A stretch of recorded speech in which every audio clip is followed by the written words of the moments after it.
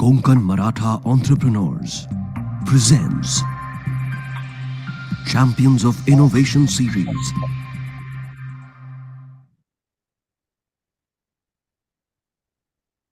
Hello, welcome to the series Champions of Innovation series. This has been a successful webinar journey as part of the KME and LMP group. आज आमचे आसा Mr. Rajesh Desai from Modgiri, co-founder and now CEO of Lyra Network Asia. Mr. Rajesh Desai is an optimist with unmatched persistence. He took a life-transforming decision when he took the challenge to start Lyra India from absolute zero. The goal was to establish it as a major player in the digital payment industry. The journey was obviously filled with challenges, hardships, and obstacles. But thanks to his passion, clear vision, and decisiveness, today Lyra is one of India's most recognized and prominent pay tech partners. Mr. Rajesh Desai, as part of his journey, has won prestigious awards, also featuring in the top 10 CEOs of Digital India and in the top 10 corporate creative leaders. One of the highlights was under his leadership, the company has been part of India's Prime Minister Mr. Modi's delegation to France and also as part of the delegation of the French President's visit to India. He was honored by the Ambassador of France for excellence, and he features regularly in national newspapers and media. He has made our country proud by taking UPI across Indian boundaries to France in Europe. Mr. Rajesh Desai, welcome to the KME Champions of Innovation series. Hey, Kiran, thank you so much and great to meet you again. Thank you for the warm welcome and the flamboyant introduction, if I may say. It's great to be a part of this discussion where you have a diverse and a distinguished set of audience. It's a sense of pride, in fact, more sense of pride because you're speaking to your own community where the objectives remain same or common, in spite of being diverse, in spite of having different functions. The common objective being building a strong and a reliable community for the future. I speak at various events. I'm a motivational speaker. I speak at colleges, institutes, schools, international stages, national stages. But I guess this session, which I'm doing for my community, brings takes me to a different level. And I think it's absolutely unparalleled. It cannot be matched to anything wherever I speak, whatever I do. So I'm very happy to be here. And Kiran, thank you so much for this opportunity. I look forward to a very intellectually stimulating session and a spirited discussion as we go on. Thank you so much. Thank you, Rajesh. Welcome again. So Rajesh, your journey, and as we have got to know more about in the last few days, is an inspiring story. The incidents from your life reflect an optimist with unmatched persistence, especially the challenge that you took to start Lyra India from absolute zero. Can you help all of us know a little bit about your journey before Lyra and what really led to this life-transforming decision? Sure, Kiran. So you have two questions here. One is before Lyra and one is the formation of Lyra. I'll come to before Lyra to start with because, it's a family. Family comes first and, family is a strong foundation which really builds you up in your life. My family, my dad, Madhukar Mukund Desai from Modgiri, is my pillar of strength. My mother, Sudha Desai, is my source of inspiration. My wife is my company of life, Rupa Desai. She stands next to me, ups and downs at all times.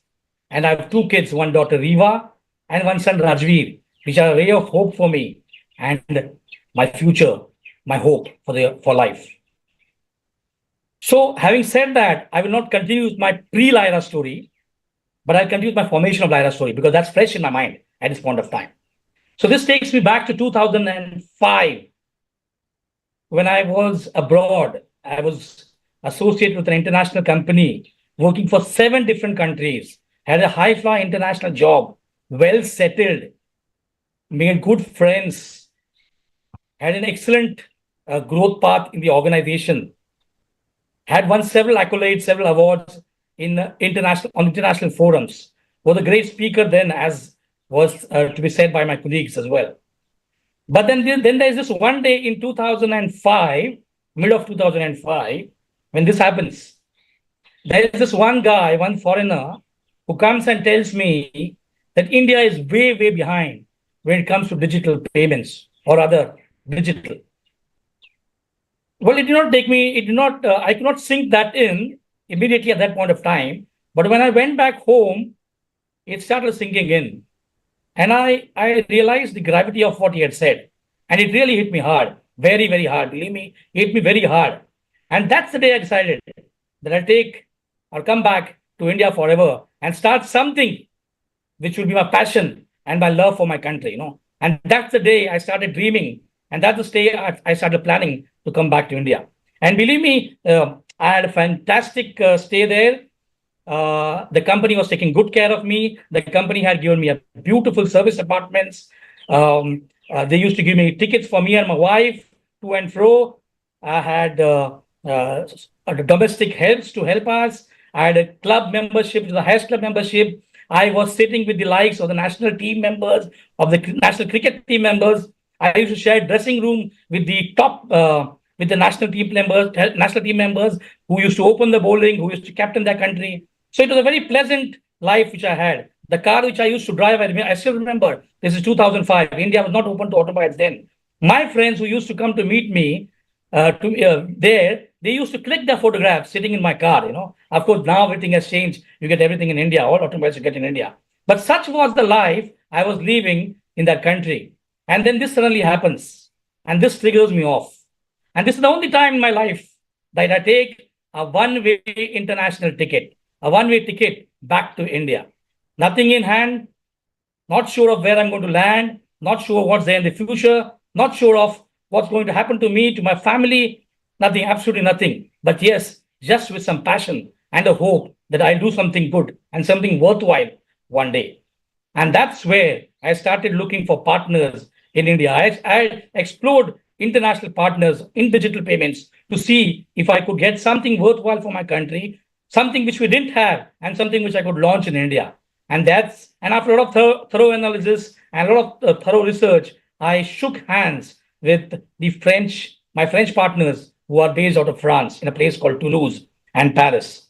I shook hands with them, and that's how the formation of Lyra happened. And that's how I launched Lyra in 2007. I joined hands with them in the month of August 2007. 1st of November 2007, I registered the company in India. And that's how Lyra Network Asia was formed. To go back to your first question, life before Lyra. For me, life I always like to do different things and also do things differently. That has been a motto of life. Being a Bombayite, probably that energy was there, that additional extra energy was there in me.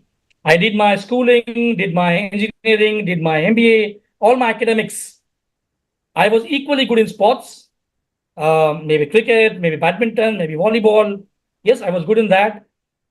I was also good in extracurricular activities. In fact, I went on to win personality contests, fashion show contests on the national level. And then I was offered these Bollywood movies because I was a good actor and a good dancer as well. So I had three portfolios right in front of me. One to pursue my academic dreams, one to pursue my sports dreams, and one to pursue my Bollywood dreams. Sports, not sure, a lot of competition. Bollywood, no idea of the future, no idea of the industry, no idea of how it happens. I had to relegate myself to academics. I was quite good in academics as well. But then I took the academics way because of the humble beginning which I had, humble life I which used to live, and then probably the fact that I thought that taking academics to the forefront and taking forward would help me in my future, And those days, like typical Indians, we used to have engineering and medical only, that is what I used to pursue. So I pursued engineering and then MBA and moved on in my academic journey. And that's how I landed in academics. Probably, you never know, I would have been dancing and acting in some Bollywood movie now. Or probably I would have been playing football along with Ronaldo, or maybe cricket with Sachin Tendulkar. You never know. But then that's my life before Lyra. I worked in India after my academics for 4 years. But then being a 20-plus-year-old guy, you have this ambition of not just growing what you are or what you're doing, but then you also have that innate desire or the innate passion to make some quick money. And then you had this innate desire, innate passion to do quick money only when you're out of India. That is what was pursued then, which is not the case now. So I started exploring opportunities, and then you had this USA, you had this UK, you had this Middle East, people going there every day. from India, But then, as I said, I do the things differently. I did not opt for USA. I did not opt for UK. I did not opt for Dubai or Middle East. I opted for South Africa or Africa rather, because that is where I thought nobody goes. And that's where I thought probably if I go, I might be doing something different. I settled there. I reached there. And you'll not believe Sandeep Patil, who's the coach of the Indian team, not the coach, the chief mentor of the Indian team, was my badminton partner. Roger Binney, who was the coach of the Kenya cricket team, was my next door neighbor, and we used to cook food together. Of course, that was during my pre-marriage days or pre-wedding days. But that's how my journey is before Lyra and after Lyra. Interesting. You had a very multifaceted journey. Good to know. Good to know about it. Yeah. So while whenever we decide that, and though that clarity is there, right? But it starts exciting at the start, but eventually the journey always filled with challenges and hardships, right? The founder's vision and decision making at those tough times makes actual difference. So while we got to know a little bit about what was the journey before, once you sort of made this decision and went ahead with the formation of Lyra India, how that journey has been and how it has sort of blended with the growth story of India. Well, life is never a bed of roses. It's not a bed of thorns either, In your personal life, in your professional life, there are always ups and downs. But what defines you strongly or defines your future is the way you maneuver these ups and downs, how you manage yourself when you're up or when you're down. Your attitude matters a lot. So when I started Lyra, I was a one-man army. Now, of course, it's a fleet of warriors, a fleet of officers. But when I started Lyra, it was a one-man army. Only Rajesh Desai in the picture, with no idea about the competition, no idea about the market, no idea about the industry. You not believe I had a borrowed space corner office from one of my acquaintances where I used to operate from. I had a broken chair, broken table, a very old laptop, and a very old landline. And that's how I started my journey at Lyra. But of course, as you say, challenges when you start business. When you start business, you have this P. P is for product, pricing, planning, promotion, and paisa. If you don't have these challenges encountered, or if you don't meet these challenges, you are lost. And this is exactly when I started business, or when I started this company, product pricing, planning, promotion, and paisa, where the biggest hindrances or the challenges to take me to the next level. Challenges in the next level, you reach a level and then you have challenges there. You have different challenges. And this is not P here, it's C, as a matter of fact. And what is this C? Cash flow, controlling owner's fatigue, customer diverse base, and compliances or compliances which are inefficient or irregular. So this is the C or the challenges when you take your company to the next level. So of course I went to all this. When I started the company, we started as a tech fin company that is offering technology to fintech company, to financial companies, or to banks, only technology company.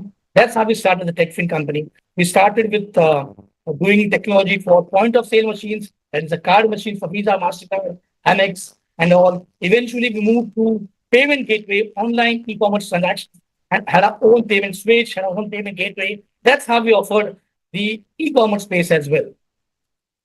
But then this is not enough. You need to have a vision. And I had a very clear vision for Lyra. That is of Lyra being a preferred PayFac partner, payment facilitator. When you offer payment facility to your merchants or the companies, you become a PayFac. So becoming a preferred PayFac partner was my vision. And vision is a very clear image or a mental image of what you want to achieve. Or maybe it's a clear picture of where you want to reach. Vision helps you change your dream and opens up opportunities. That's what is very clear inside. Vision without action is absolutely a dream. And an action without a dream is nothing but just time pass. So based on this vision in mind, we took that leapfrog, we took the next steps ahead. And then there comes this UPI story. I saw this opportunity of UPI, Unified Payment Interface, which is instant payment. mobile to mobile, bank to bank transactions happening, taking it across Indian borders, leveraging on the fact that I had French partners based in France. The decision was to take UPI from India to European shores in France. Let me take you back to question one. When this foreigner guy told me that India is way, way behind technology. But look at what happens now. India, all these big countries like Europe, they're bringing technology to India, but now it's a reverse game. Times have changed. India is taking its local technology to global boundaries. India has taken UPI to Europe and France. Last year, when Mr. Narendra Modi, Prime Minister of India, was the chief guest on Bastille Day, July 14, 2023, in France, he announced there in Paris that India will do its first UPI transaction on the Eiffel Tower in Paris, the first in Europe. And the Finance Minister of India, the Prime Minister, put the name of Lyra, stating that Lyra was enabling this to do this in France. This was July 14, 2023. We are very close to our Republic Day, 2024, just 4 days away from now. This time, it's the President of France who is the chief guest of Republic Day of India, invited by Mr. Narendra Modi. Narendra Modi had committed then on July 14 that he will introduce UPI to France. And he had said Eiffel Tower was the first tower, the iconic Eiffel Tower, was the first merchant or the first user which will give out a ticket using UPI. That is what he had said. Then in Paris, Mr. Macron, Emmanuel Macron, President of France, comes to India now, next week for the Republic Day. And along with us, we will assist Mr. Modi and Mr. Macron to do a live transaction on the 25th of this month in Jaipur.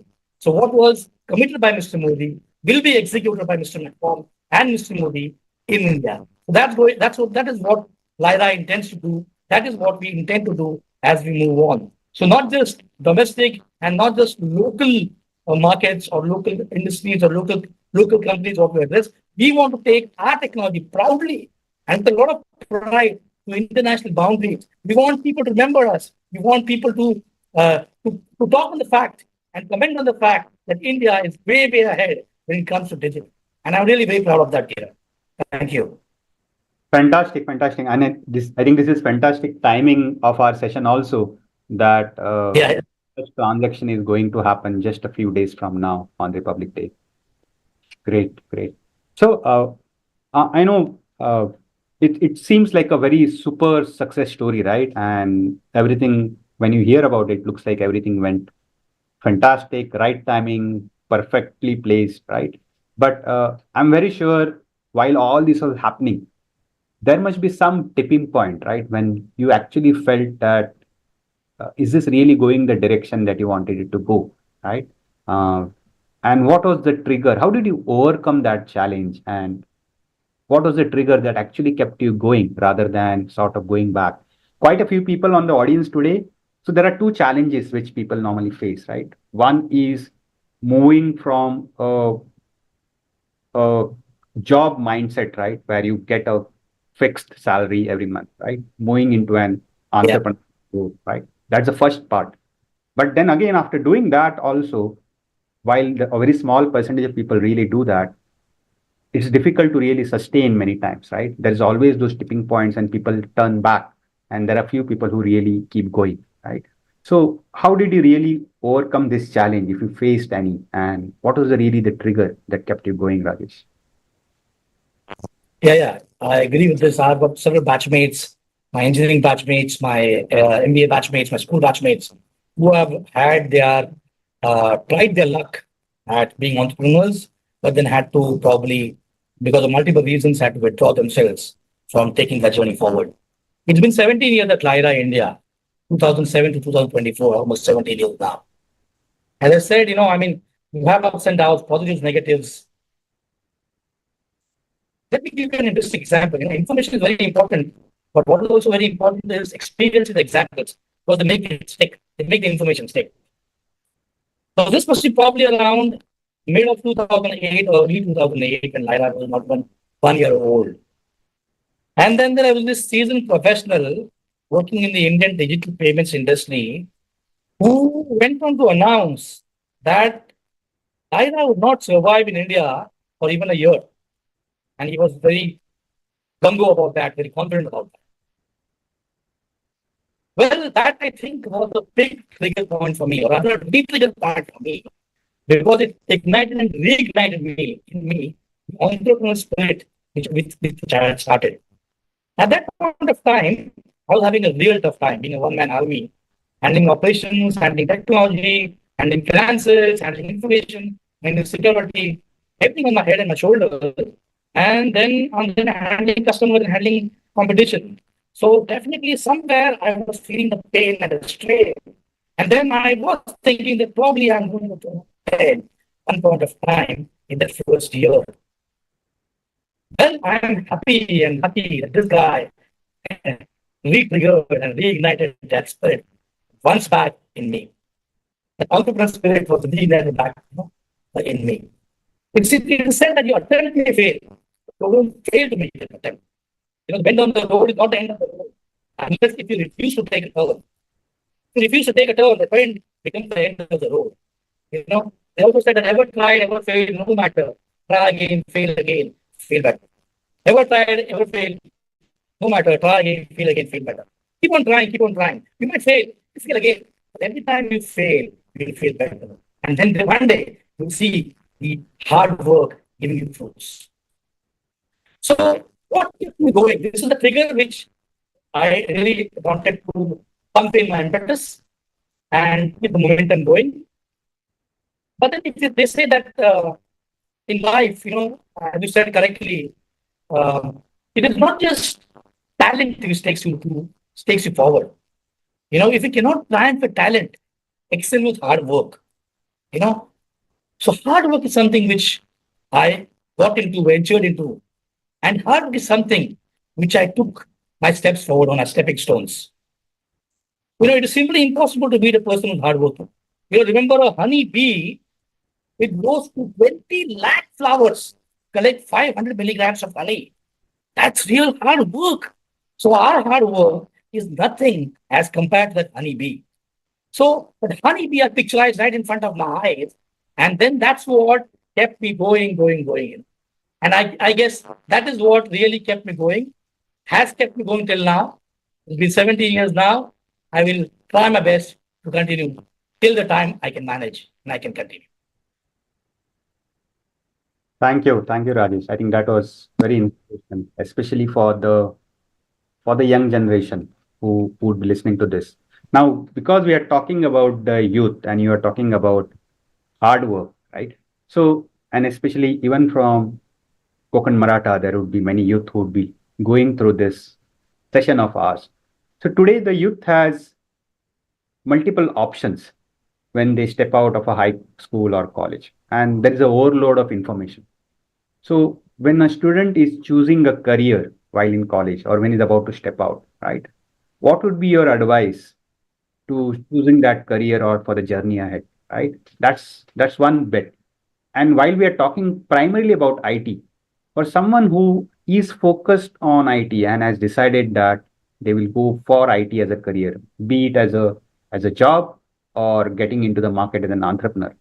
So what do you think should they look forward to from a career perspective? Okay, so your first question is more generic. So I'll answer or respond to this in a generic fashion. Your second question is more towards IT. So it'll be more relevant to IT aspiring individuals. Correct. So to respond to your first question, to answer your first question, my message to the young guys, boys and girls, or the youth of today, especially since they are from a community right now, my message is that as you prepare to launch yourself into the real world beyond college, or a world of independence beyond high school, first let me congratulate you for being there where you are at this point of time. You have had an incredible journey. But now it is different. You're taking a stepping stone forward. You're putting your front foot forward. No matter in life what the circumstances are, no matter where you live, where you have lived before, No matter the family you are acquainted with, no matter what happened to you in your childhood, that's all beyond your control. That's all past. That's all history. Now is the time to step forward and lead a life that is yours and truly yours for the making. You're actually about to start the greatest improvisation of your life. With no script written, no idea what's to happen in the future, with no people whom you know who will be in the future, or place where you go, or where you be in the future. You have no idea, you have no control. But then if you're positive, optimistic, and if you're lucky, and if you say yes, you'll find people will say yes back to you. Never say, why me? Always say, try me. Go confidently in the direction of your dreams and live the life you've always imagined. But other point of advice, you have your mentors, you have your teachers, you have your guides, you have your parents, acquaintances, you have your peers. Listen to everybody. Take guidance from all. At the end of it, it's your life. Go confidently wherever you want to go. Definitely live the life you have always imagined. Is what I can tell, or my guidance, or my message, or a generic way of life for the future, for the youth of today, and especially for the youth of community. Responding to your second question, Kiran, especially to IT. What's new today is absolutely old tomorrow. You know, when it comes to IT, there are so many things, so many new technologies coming up. Generative artificial intelligence, AI, augmented reality, virtual reality, robotics, cloud computing, data computing, lots and lots and lots and lots of opportunities. And all are, believe me, all are interlinked, all intertwined towards each other, you know. If you ask me, as of today, if you ask me to put on top of the list of all these options which you have, I would definitely put AI, artificial intelligence, right on the top of the chart. I would say that is, it's a general misconception of people that when it comes to AI, it's generally used by big tech giants, and that's not by normal human beings. But then we as individuals, we don't know that every day, every day doing daily routine of lives, right from morning to evening, we use AI, who's always assisting us at the back end. Let me give you an example. You wake up in the morning, the youth of today especially, the first thing you do is pick up your mobile phone. Pick up your mobile phone, and then using biometrics, Face ID, you unlock your phone. You unlock that, you have no idea. But do you know who's enabled that functionality in the backend? It's artificial intelligence, who's enabled biometric functionality at the backend and has unlocked the phone for you. Second point, you go to social media, Instagram, Twitter, Facebook, WhatsApp, all these social media platforms, because you want to catch up with what's happening last night. But you realize that suddenly you're only getting those preferred pages, you're only getting those filtered images, or you're only getting what you wanted, and you're not getting not what you wanted. Why? It is because artificial intelligence at the back end has read you already. It knows exactly what resonates with you, with your life, what is that you like, and what is that you dislike. And hence it only throws to you your likes and not your dislikes.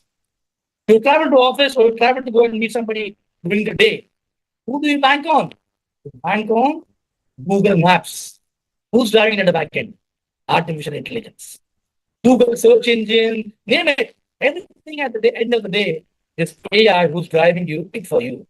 So if you ask me what is that one to aspire for in IT, definitely I would suggest that we should go for artificial intelligence. But even machine learning for the matter is all meant to be algorithms, and ML works very closely with AI, as a matter of fact, and it goes hand in hand with AI.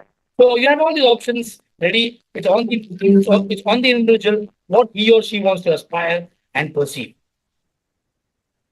Yeah, Kiran. Thank you. Thank you, Rajesh. In fact, it's interesting that you brought AI up because one of the questions, and I'll sort of break our divert from our flow here, because one of the questions that was asked on our registrations by one of the youth members was any advice to the Konkan Maratha youngsters on how to cope up with the onslaught of AI and how to stay relevant. And if I sort of add my 2 cents here, I think the question is more because we hear about AI taking away many jobs which are mundane. Even software development, to quite some extent, it is being said that would be done by AI. We might only need people to sort of say review the code. So how does a current youngster who has maybe just got in the industry and has this sudden fear that, oh, this job might not be more relevant, how do they cope up with this onslaught? Well, I would take it differently, Technology is never there to die. It's going to stay forever. In fact, it's going to upgrade day by day. What is going to be obsolete is human. If we don't upgrade ourselves and match to match with technology. As far as jobs are concerned, I would say that it is absolutely opposite. It is not going to pull away jobs from a youngster. And as a matter of fact, it is going to give you more jobs. AI is just a tool at the end of the day. It is at your disposal. Who runs the AI? It is engineers, technicians, people like us and you who do that. So to run an AI, to run an ML, to run a robotics, or to run anything for that matter, you still have to be there. They cannot run on their own. You might have a Rolls Royce which runs at 500 kilometers per hour, but then you don't have a driver, it will not run. Of course, AI is doing that right now. It is having driverless cars also. But then build this driverless car, you still have to have AI engineers. So guys, don't panic, don't take stress. In fact, what you should do is you should brush up yourself. You should fine tune yourself for the real world skills. What you should do is read updated books. You should check on the internet. You should take relevant sessions and relevant coaching tutors from specific industrial peers. Who guide you in understanding what AI is all about and how can build for you or reinforce you rather than killing you down. AI for me is always a positive. It's a plus. It can never be negative or the minus. So I think the youth of today, see, for example, 2K, everybody remembers 2000K or 2K. Everybody said that all the machines are going to die, people will be out of jobs. But where? On the contrary, it went on to build double the jobs, right? So here we are having AI, which is actually helping us to give us more and more jobs. So please, let's not panic. That was a 2K was an interesting example because at that time I was entering the industry. And it. Okay, all right, yeah. So you have experienced it before this, Correct. Yes. Thank you. So moving forward, we talked a lot about IT, we talked about IT jobs. Now in our community, Konkan Maratha community, there are many people who are into businesses for a while, right? And maybe they have done the minimal required IT enablement, right? थोडे invoice printing करचे नाल्यार transactions automate जाल्ले आसात थोडेशे. So all those small things are done. But really exploring IT to change the entire potential of the company is not something which many of our entrepreneurs have been able to do, right? So that percentage is still less. So any sort of words of advice or suggestions of how someone can actually ride that wave, right? And change their overall business working model. For example, someone who is into a B2B, right, still does not think about going to B2C at times because they are not really seen the power of social media or getting into an complete internet UPI payment modes. So how do we really sort of, what are the words you can say for these entrepreneurs who are already there? So you've taken the right step first, being entrepreneurs. You've already taken a step forward. Consistency is very important to maintain yourself at par with what's happening around is very important, or else you become obsolete. Your competition kills you, tramples you, goes ahead right in front of you. Let me give you an example. Financial technology or fintech has changed the way banking used to happen in India. At its core, it has helped owners, businesses, consumers better manage their financial operations. Banking, for that matter, once upon a time, you had to go to branches, stand there in huge queues, fill a lot of forms, and there was a lot of burdensome paperwork to be done, a lot of processing time to be executed to complete one activity. But right now, as I sit here, Kiran, and as I sit here, I can actually go and open a bank account right from my mobile phone. I can actually transfer money from my mobile phone, which is linked to my bank account, to some merchant from Amazon or Flipkart where I want to buy some goods. I can transfer money from here to anybody whom I want to, probably my daughter who's studying, or probably anybody who's in desperate need of money. So times have changed. IT is ruling the world. Digital is ruling the world. If you are not digital, if you are just physical, you are going to be killed. You're going to collapse. So it is high time that if you're not taking the step, it is high time to take the step. Let me give you a few examples, or let me give you some statistics since we have opened up this topic. You know, even Prime Minister Narendra Modi, for the matter, in 2014, he starts this, and he opened the Prime Minister Jan Dhan Yojana, PAMJDY. What it means is that banking the unbanked. 65% of India's population today is absolutely rural, which was more 10 years back. Only 35% is maybe urban. And there are 22% of population even today is unbanked. That means they do not have a bank. But then fintech opened financial technologies, or fintech opened financial inclusion for all these people in the rural areas. They went there, opened accounts for them, and even these rural and tribal people at this point of time are able to do almost all banking activities, which we are able to do in urban areas. So when somebody there who doesn't even need all this, we cannot imagine somebody in Mudgeri would require this probably, or maybe some remote area would require this, but then they're still doing it. And if we don't do it, as I tell you, we will get lost. India is at the peak of technology. India is at the peak of digital payments. India is at the peak of digital enabling technology. If we are not there, we are going to kill. So my advice definitely is that we need to take a step forward. We need to keep the stone rolling, and we need to put ourselves into IT, or we are gone. Thank you, Rajesh.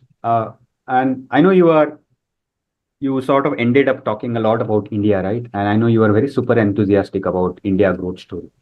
And by now, even our audience today must have got a feel of it. So recently, I read one of your tech blogs that had got published. It talked in detail about fintech's trajectory, its impact in 2023, and on the shaping of the 2024 vision for India. Can you explain a little bit more about it, especially for our audience who plan to venture into fintech? Yeah. So since I've touched on fintech and digital, fintech is financial technologies, better known as fintech now. It is not there in the dictionary. I don't think it's still put there in Oxford Dictionary, but it is a very popular word now. It is the industry which is going to become the biggest industry in India in 2030, as per Ernst & Young, 10x growth every year. That is what is envisaged. So what is fintech? Fintech is basically used to describe new technology to automate the delivery and the use of financial services. At the core, it helps everybody to make their banking operations much easier, more seamless. And if you look at the Indian landscape, the face of banking has phenomenally changed because of fintech. The fintech disruption story in India was not scripted. It's an unscripted story, and it's just picking up day by day and every day. A positive growth has seen several unicorns being born in India over the last few years. In fact, I think 2023 May, India boasted of 11 unicorns. Yeah, I guess so. With 330 billion valuation. So 110 unicorns with 330 billion evaluation. $330 billion evaluation. Such is the size of the growth of India. India has seen that the startup, in the startup phase, India is number 3 at this point of time. So even the startups have grown. The world is recognizing India. The world is seeing India, what is doing. And look at UPI. UPI did staggering $1.7 billion last year. Oh, huge.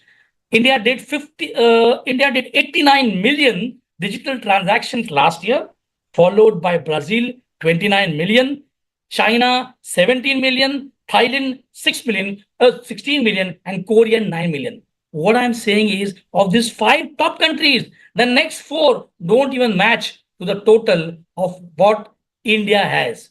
That is the growth of India. What it speaks of massive adoption by the Indian scenario or by the Indian diaspora. The Indian people, the Indian consumers, the Indian merchants, Indian organizations have already adopted this explosive growth of UPI and digital payments in India. And it is growing and strongly growing.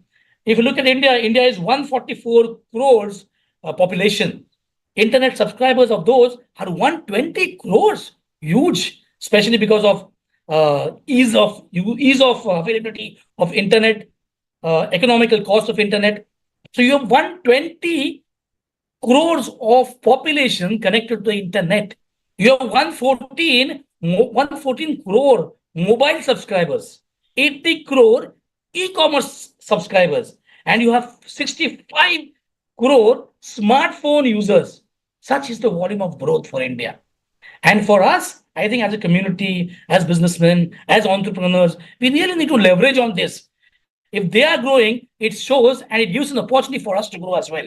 Add par with them, piggyback on what we are doing. So India is a huge, gigantic story which is followed all over. And with UPI, contactless payments, fintech has changed the way world perceives to be. When I speak now, when Indians speak now on global stages, the way they look at Indians is very, very different. The way they perceive Indians and the Indian story is very, very different. There's a high amount of reflection or a high amount of respect when we go and speak there, because now they believe in us. They believe in what we do, and they believe the fact that what we do is also what they can do. So all these countries are looking at replicating India's digital payments growth story, India's fintech story. But believe me, if you actually look at fintech, early 1950s, United States was the one who actually started it with the credit cards.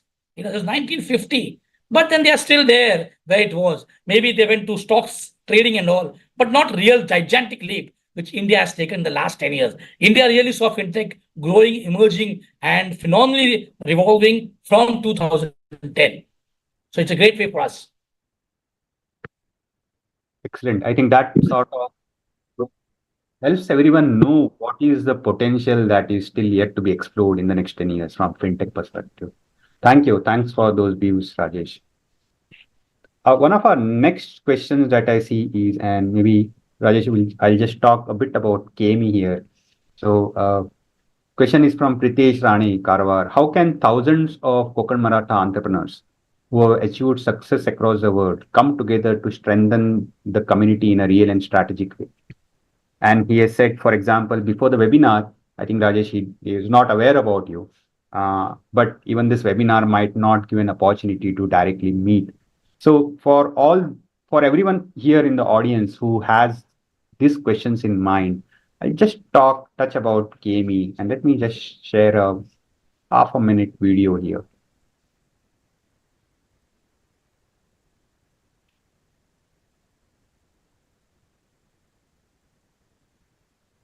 Introducing KME Connect, a unique way to grow your business and help your community at the same time. Whether you're looking for vendors, consultants, or you have a job opening, KME Connect is a one-stop solution to find trusted references. KME Connect, coming soon.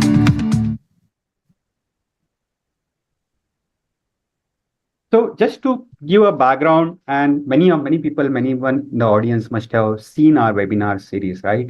But I'm not sure how much you have been able to sort of get all the communication related to KME.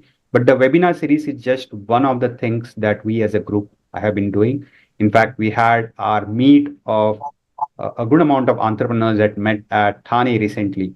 So we are sort of coming together and bringing people about whom we were not even aware. In fact, to the question that was asked by this young youth, Rajesh Desai, I think even I was not aware about him, right? Though maybe I had heard about Lyra Network, but was not aware there's someone from our community.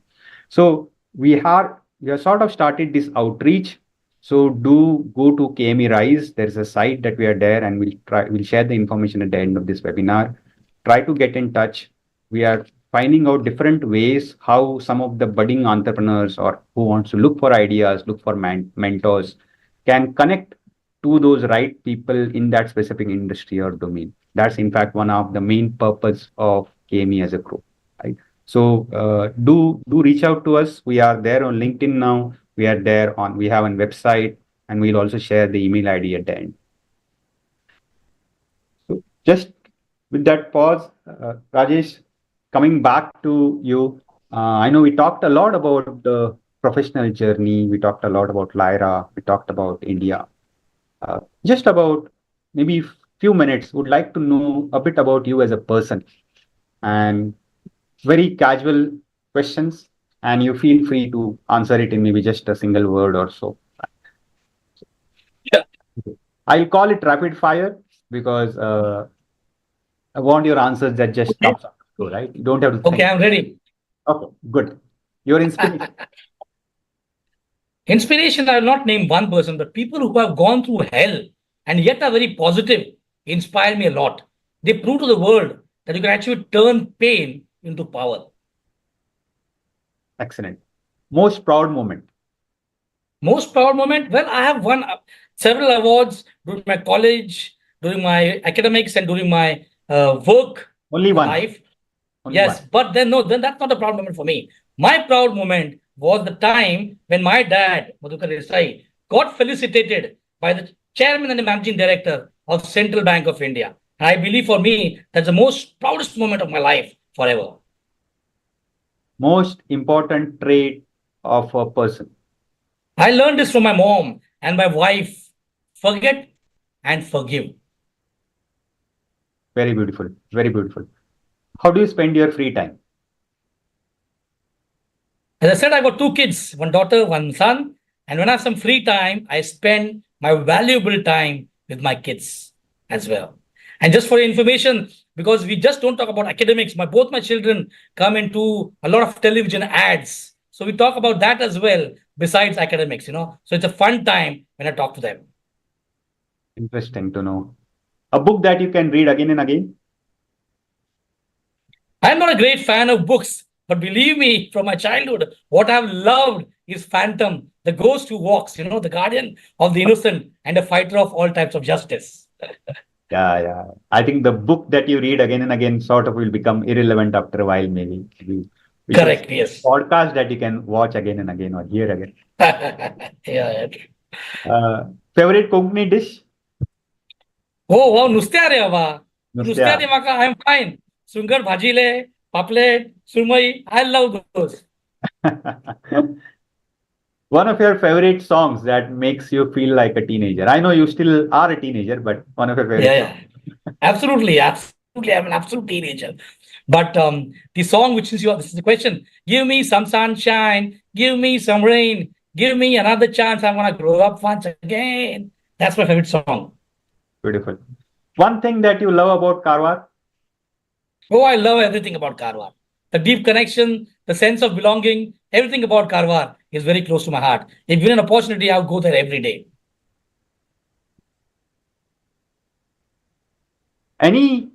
So now you're talking about Karwar, and I know this is not a question that has come up right now, but a question that has come maybe earlier many times on our forums, right? There are people who earlier it was a time when people had to go to cities, right, to make an opportunity to start a business, right? Now all the towns or the second tier towns that are there in our country are themselves sort of opening up to different opportunities.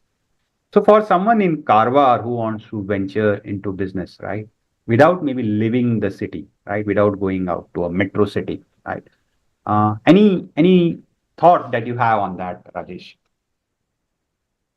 Yeah, I'm sure that every place you stay, every place you visit, every place you are into, always has opportunities. It's just a matter of finding it out at the right time, at the right place. Karwar is full of opportunities, Karwar is full of business, no doubts about that. But how do you harness that? Karwar comes not in an urban area, we come in an urban area. We are a group here, we are a KME group here. So I guess what we need to do is, we need to harness our entrepreneurial spirits, probably for Karwar as well. If you look at India, let me give you stats since we are talking about this. There are 594 million entrepreneurs in the whole world. India leads that gang with 104, followed by China and USA. So India is already leading that gang of entrepreneurs globally. We already have that in our blood. Somebody needs to unwind that for us, and probably we as a community can do that. Actually, if you ask entrepreneurship, fostering entrepreneurship within our group, it's not just about creating business. It's about creating a culture of innovation, enabling risk taking, guiding, mentoring, training, and continuous cross-functional collaboration that can actually propel our community, Konkan Maratha community, to great heights, to newer heights. It is unlocking the potential of every individual, be from Karwar, be from Bombay, be from everywhere in the community, to drive innovation, growth, and success. If you look at entrepreneur, the word, I'm not sure how many people know this, but entrepreneur is a French word, and we are a French company, So that's the reason why I know this. Entrepreneur is a French word. It's probably coined by the economist John Baptiste, which is usually translated or means adventure. So, an entrepreneur is always on an adventure. He's adventurous. He always, and if this takes me back to my college days in MBA, where I had this Peter Drucker, who said that entrepreneur always searches for a change, responds to it, and exploits it as an opportunity. So, believe me, the future belongs to those who believe in the beauty of their dreams. Karwar, Mumbai, whoever it is, there's definitely a lot of business lying there. There's definitely a lot of entrepreneurship lying there. A lot of individuals, but just need to unwind themselves, So I think as a community, let's harness our collective entrepreneurial spirits and lead our group to newer horizons. That's what I strongly feel. Thank you, Rajesh. Thank you. I'm just checking if we have any questions. Thomas Alva Edison, he also said, I have not failed. I just found 10,000 ways that won't work. So that's a phenomenal statement which he made after having tried his invention and failed 10,000 times. So we need to try. I think we need, as individuals, organizations, as people, or as a community, I think we all need to try and see where we can lead ourselves to. But I definitely see ourselves growing beyond where we're expecting to. It's just that we need to unwind ourselves, unlock ourselves. Rajesh, you have been an active sports enthusiast also. And I just recollect that while about to close the session. But I recollect you saying in your own words that your sports and your extracurricular activities have also helped you fine-tune the real world skills, right? And I think today, early morning, we are talking about the Mumbai Marathon also. So today there are many initiatives like Khelo India, right? Where sports, apart from cricket, is gaining prominence, right? And again, as I was talking about Karwar, the growth in the sports is happening in the different small towns of India. So anything that you would like to talk about being involved in sports, especially in the next 10-year horizon from an India perspective, because that's the other thing that I'm hearing and reading at many places, that sports would be the big thing in India in the next 10 years. Absolutely. Sports was the big thing everywhere in the globe, including India. But now, I guess we have realized what potential it has for all of us. And that's why you see these premier leagues for cricket, badminton, volleyball, kabaddi, and whatnot, So everybody has realized the importance of sports. For me, when I was in Africa, as I said, in my dressing room, I used to spend time with these national players, and the energy which I used to imbibe from them used to be phenomenal. A champion is somebody who gets up when he cannot. This is what I learned from them. So sports, or playing multiple sports, has enlightened my life and has made me a firm believer of integrity, teamwork, and ethics. You know, besides active in sports, I told you in the early part of the day also that today we had this Tata Marathon. For me, I've also let marathons be an essential part of my active lifestyle. Though I missed it today because of this session, but then marathons has definitely been an active part of my lifestyle. It has really helped me, and I can help all of us to develop a very positive, a very fresh outlook on life. It has taught me how to organize my time and build extremely healthy relationships. That's to do with sports. Sports is very important from a physical, mental ability to develop yourselves. Extracurricular activities. I told you I used to win a lot of competitions, national level also for personality contests, fashion shows, extempore competitions, verbal competitions. So participating, winning, even losing in these extracurricular activities gave me some amazing opportunities to explore some several range of interests and brand new passions. From extensively strengthening my mind to promoting better time management skills. These activities at school, sports, as well as extracurricular activities, help me fine tune what we call as real world skills. And these skills are the skills which I put to use even today when I put this to my professional usage. So, sports definitely, extracurricular definitely is something you need to ponder over and work over besides only academics.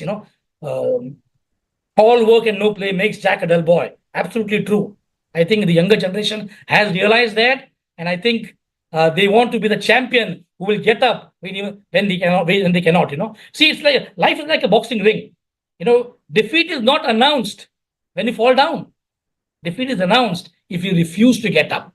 So I think it's time for us to be champions, and sports definitely will help us unwind that champion potential within you.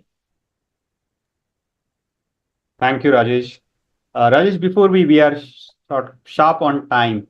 We were planning to have one more guest speaker, but he could not make it due to a change in schedule at the last moment.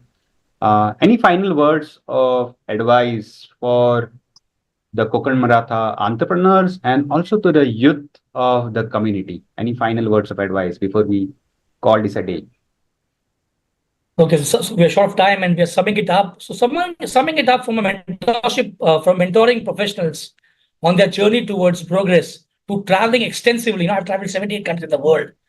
I have found myself learning and growing every day with them all throughout. So I think learning is a constant process, and we need to learn, we need to unlearn every day if we want to constantly improvise ourselves.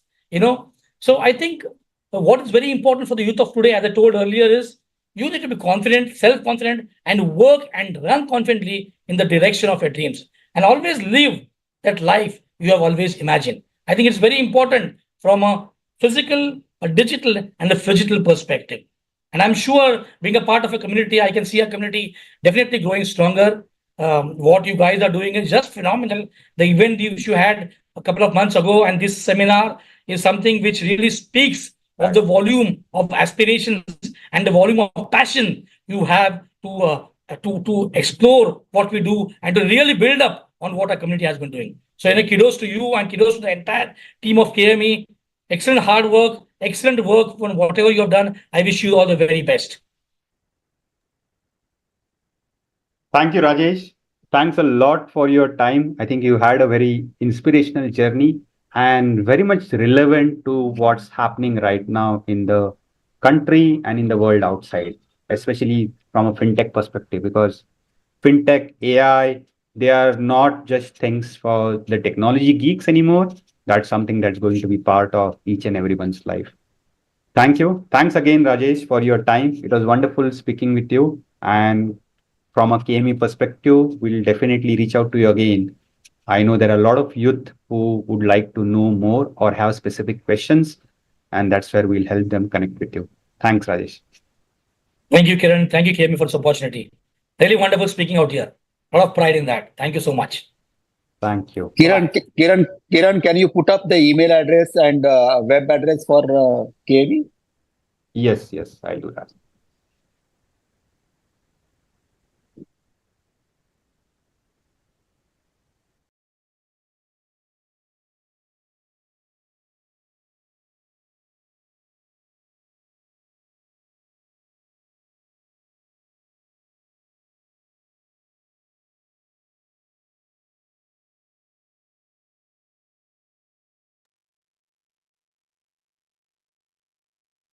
Kiran, you can just open the KME webpage and screen Yeah, share. that's what I'm doing. I was facing. That's what I'm doing.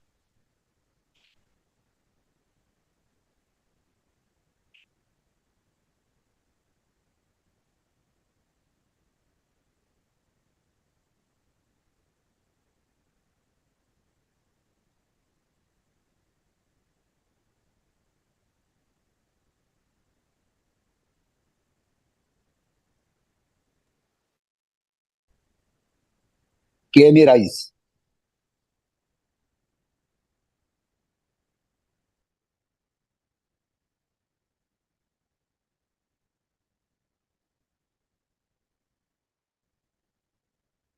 Yeah, so this is the website that we have, kmerise.com. Please make a note of it. You'll also see it in all the social media where we are sending those messages. You will see a connect with us button where you can actually register, connect with us, post your questions here, and we'll try to get back to you. Right? And you'll get to know a lot more about what is happening, what is already happened as part of the overall KME group on this website.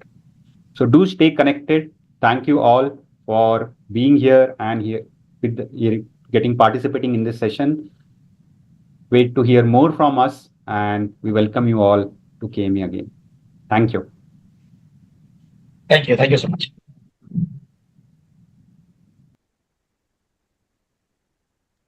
Arvind, you can stop YouTube now.